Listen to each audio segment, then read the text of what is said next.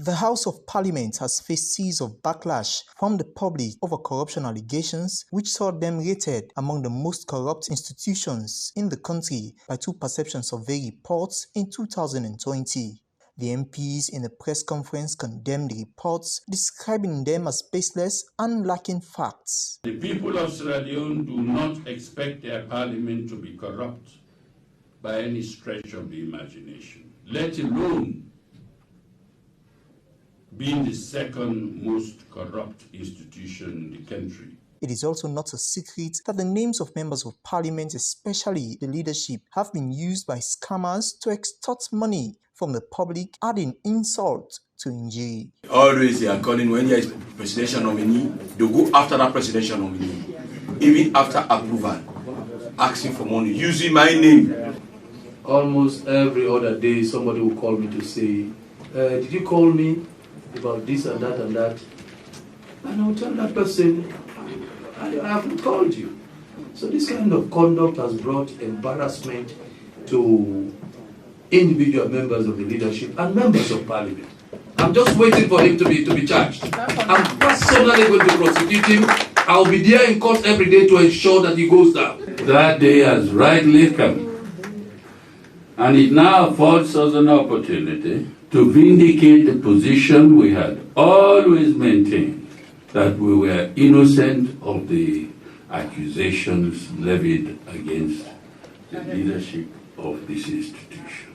The situation happened early this month, where an alleged scammer was apprehended after using the name of Honorable Martinuma to extort $500 from Dr. Austin Demby, who by then was to be approved as health minister following his appointment. In fact, he was going for a second bite, according to explanations, but ran out of luck. This scammer hasn't given up yet. They're still trying to hoodwink me, and if that's the case, let us try to catch him. This is not the first time MPs' names have been used to solicit funds from presidential nominees. Like other MPs, even the Speaker has had his own share of experience. The image and dignity of this institution, Parliament, has been brought into disrepute by various people who have taken upon themselves to impersonate various members of the leadership of Parliament, including my poor, humble self. There is no doubt that frauds and scams are against the law. But what human rights defender Alfonso Bandy is questioning is the right of Parliament to make a public show of a suspect when he is yet to be tried or found guilty of a crime. We believe the police investigation, the court of law, will be the best institution to exonerate Parliament's maybe involvement in corrupt practices. It is not parliamentarians themselves that will become the investigator, the prosecutor, and the judge at the same time to exonerate themselves.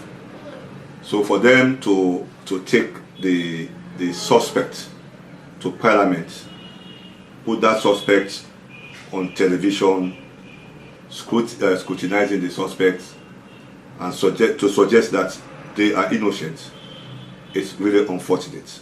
And it's misleading because we believe that the Parliament as an institution is the institution that is designed by law to promulgate laws in this country.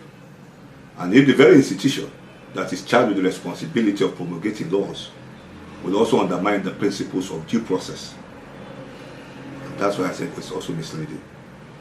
We do expect that Parliament should have done due diligence to the issue itself.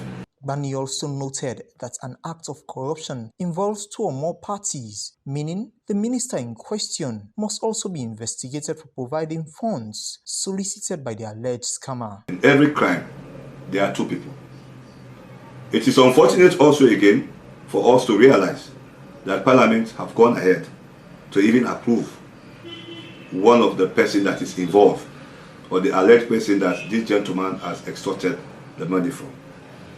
And if that person confirms publicly that initially he has given out money to that suspect, it suggests to every reasonable person that he did it with purpose and intent. And for which purpose and intent?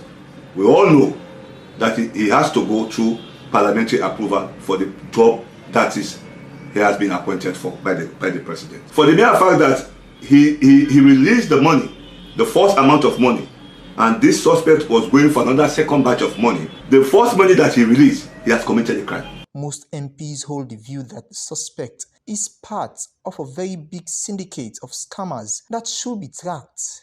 But it seems Parliament is caught in the middle of trying to save their reputation and following due process of the law. Whatever the case, their actions might have already set an agenda on how the matter should be judged.